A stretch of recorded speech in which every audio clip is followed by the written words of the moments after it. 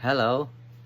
Ipagpatuloy natin ngayon ang ating pagtalakay sa mga iba't ibang aggravating circumstances na naka-enumerate sa Article 14 ng ating Revised Penal Code.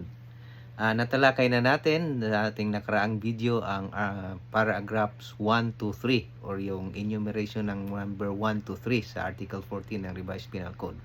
Ngayon naman, ang talakayin natin ay ang paragraphs 4, 5, and 6 ng mga aggravating circumstances.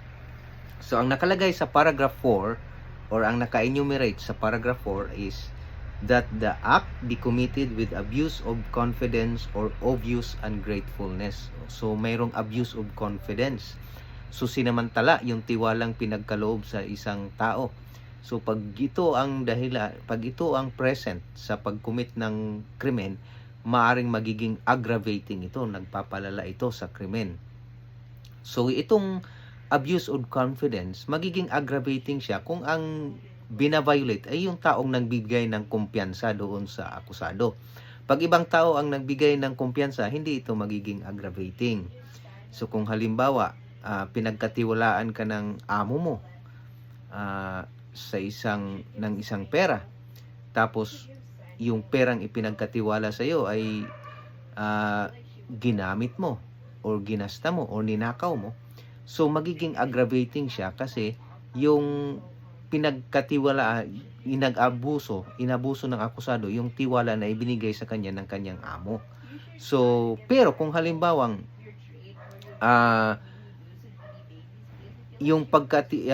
iba yung pinagkatiwalaan siya ng pera ng kanyang amo, pero ibang pera yung ninakaw niya, hindi yung pera ng amo na nagbigay ng tiwala sa kanya, hindi ito magiging aggravating kasi yung abuse of confidence, magiging aggravating siya kung ang binaviolate or yung biktima or yung offended party ay yung taong nagbibigay ng tiwala doon sa akusado. So, kaya itong kadalasan ito, pag mayroong abuse of confidence sa isang krimen ng pagnanakaw, magiging qualifying yan. Kung halimbawa, pagpalagay na natin ay isang kolektor ng pautang, pinagkatiwalaan siya ng amo niya na kolektahin yung pera ng pinapautang ng kanyang amo, tapos may obligasyon siyang ibalik yon kasi pinagkatiwalaan siyang hawakan yung pera na yon. Pag ninakaw niya yung pera na yon, o kung halimbawa yung mga konduktor ng bus, pinagkatiwalaan silang mangolekta ng pamasahe doon sa pag ninakaw nila yon, magiging qualifying yon, qualified theft yon, magiging aggravating yon kasi pinagkatiwalaan sila ng kumpanya ng kanilang boss na mangolekta ng pera, humawak ng pera galing sa mga napamasahe, galing sa mga pasahero, tapos pag ninakaw nila yon, magiging qualifying yon, qualified aggravating. Ang sumunod naman, ang number 5, the crime be committed in the place of the chief executive or in his presence or where public authorities are engaged in the discharge of their duties or in a place dedicated to religious worship. So kung halimbawang na-commit yung crime sa palasyo ng chief executive, sa palasyo ng presidente ng Pilipinas, magiging aggravating yun kasi hindi mo ginagalang yung opisina ng pinakamataas na pinuno ng bansa natin. So, pag doon or in his presence, sa harap ng presidente ng Pilipinas, halimbawa, nakagawa ng krimen ng isang akusado, magiging aggravating yun. Kasi nga, kawalan ng tiwala yun, kawalan ng galang doon sa posisyon ng isang tao, pinakamataas na posisyon, tapos sa harap niya ay hindi nag-atubili. Halimbawa, yung isang akusado na gumawa ng krimen, magiging aggravating yun.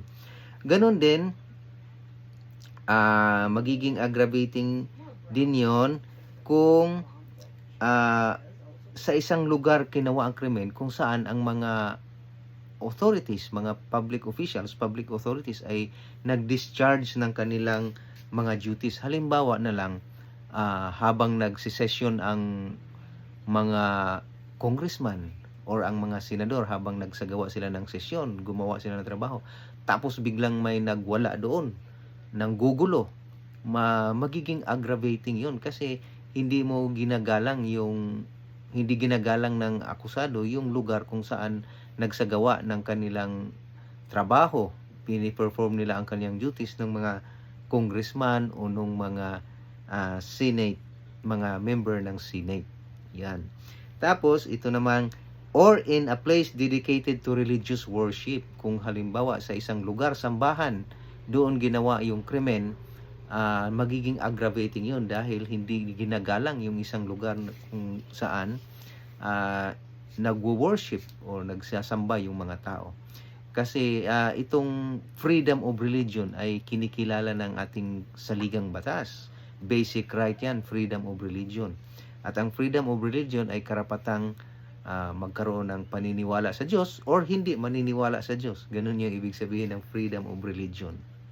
Dahil nga kinikilala ng ating saligang batas na isa sa mga karapatan ng mga tao ang freedom of religion o magkaroon ng maniwala sa isang relihiyon, kaya magiging aggravating yan kasi binaviolate mo yung lugar kung saan ang mga tao ay nagsumasamba. Kinikilala ng batas natin, ng ating saligang batas, ang karapatan ng mga taong sumamba, tapos gumawa ng krimen ng isang akusado halimbawa sa isang lugar kung saan sumasamba ang mga tao.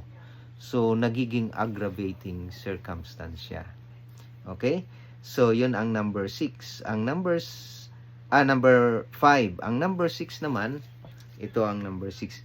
That the crime be committed in the night time or in an uninhabited place or by a band whenever such circumstances may facilitate the commission of the offense. Okay?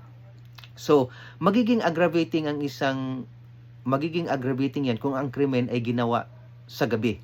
Pero hindi ibig sabihin na dahil nagawa yung krimen sa gabi ay automatic aggravating na yon. Dapat ginagamit yung darkness, yung pagiging madilim para mapabilis ang pagsagawa ng krimen. Yun ang ibig sabihin nun. So kung halimbawa ginamit mo sinamantala mo yung kadiliman ng gabi para mapabilis, magawa mo ng mabilis o maayos, ma-execute mo yung crime, magiging aggravating siya. Pero kung halimbawa aksidente lang na hindi naman ginamit nagkataon lang na nangyari yung krimen sa gabi, hindi siya magiging aggravating. Basta hindi sinamantala, hindi purpose, hindi sinadyang gamitin yung kadiliman ng gabi para isagawa yung krimen. Kung halimbawa mayroong krimen na nangyari, nagumpisa sa umaga hanggang inabot na ng gabi ng krimen, hindi magiging aggravating yung nighttime doon, element of nighttime. Or kung halimbawa naman ginagawa yung krimen sa gabi hanggang inabot na ng umaga, hindi magiging aggravating yung nighttime yan. Basta ang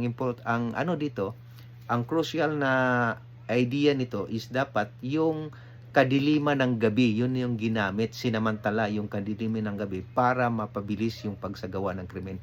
Yun siya ang magiging aggravating. Pero kung halimbawang hindi naman yun ang purpose talaga na gamitin, nagkataon lang na nangyari yung krimen sa gabi pero hindi sinamantala yung gabi, hindi siya magiging aggravating.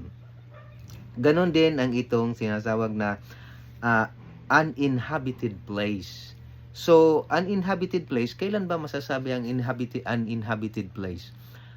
Nakadepende yan kung gaano kalayo yung mga kabahayan doon sa nagawang krimen, Pero ang importante diyan, kung doon sa naisagawa yung krimen, mayroon ba siyang opportunity na makahingi ng tulong doon sa pinakamalapit na bahay? Kung hindi siya agad-agad makahanap ng tulong, yung biktima halimbawa, magiging aggravating yung uninhabited place. Kasi nga nagiging aggravating siya dahil isinagawa yun, ginamit yung lugar na walang ibang taong pwedeng makatulong, maka-rescue doon sa biktima. Kaya magiging aggravating yan kung ginagamit yung sinamantala, yung pagiging isolated ng isang lugar or para isagawa yung krimen para yung biktima ay hindi makahingi ng tulong. So yun yung idea ng uninhabited place. So minsan tinitingnan diyan kung gaano ba kalayo yung halimbawa pinakamalapit na bahay, pinakamalapit na para makahingi ng tulong.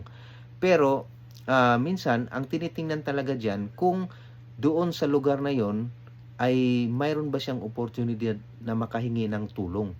So kung doon sa ano na yon medyo mahaba ang panahon na kailangan para makahingi siya ng tulong or imposibleng makahingi siya ng tulong dahil isolated yung lugar, magiging aggravating yon. Ganon din yung sinabing by a band, kung grupo. Ngayon, ang requirement dito, pag sinabing band, ang kailangan dyan, kailangan 4 na tao, armed men. So, ayun ang ibig sabihin ng by a band. Kung 4 na armed na mga tao ang nagtutulungan para isagawa ang isang krimen, committed by a band yon. At dahil committed by a band, magiging aggravating siya. So, kailangan armed at 4 na tao. So, kung hindi umabot sa 4 yan, hindi magiging aggravating yan dahil hindi yan considered as a band. Or kung halimbawa hindi sila lahat armed, halimbawa doon sa 4 na taong gumawa ng krimen, isa lang ang armed, yung 3 hindi. Or yung 3 lang ang armed, yung mayroong isang hindi armed. Hindi siya maki-considered as a band, kaya hindi siya magiging aggravating. So, kailangan ang requirement dito para maging aggravating siya, kung if a crime is committed by a band, dapat 4 na armed men. 4 na armadong katao ang nagtulong-tulong para isagawa yung krimen. So, pag yun ang mga elemento na present, magiging aggravating siya, committed by a band. And then, ang isa pa, whenever such circumstances may facilitate the commission of the offense. Okay? So, yun yung pinaliwanag natin kanina na dapat yung nighttime, uninhabited place, and committed by a band, ginagamit ito para ma-facilitate, mapabilis yung pagsagawa ng krimen. Okay? So, yun po ang mga aggravating circumstances na naka-enumerate from 4, 5, and 6. And by the way, yung number 6, yung committed by nighttime, uninhabited place, and by a band, isa to sa mga qualifying circumstances sa crime ng murder. So, pag present ito sa isang kasong pagpatay, hindi lang magiging homicide ang pagpatay, magiging murder siya. So, qualifying dyan siya. Maliban sa pagiging aggravating, magiging qualifying circumstances dyan siya kung ang krimen ay pagpatay. Okay po, so sa susunod nating video, talakayin naman natin ang iba't iba pang mga aggravating circumstances na naka-enumerate sa Article 14 ng Revised Penal Code.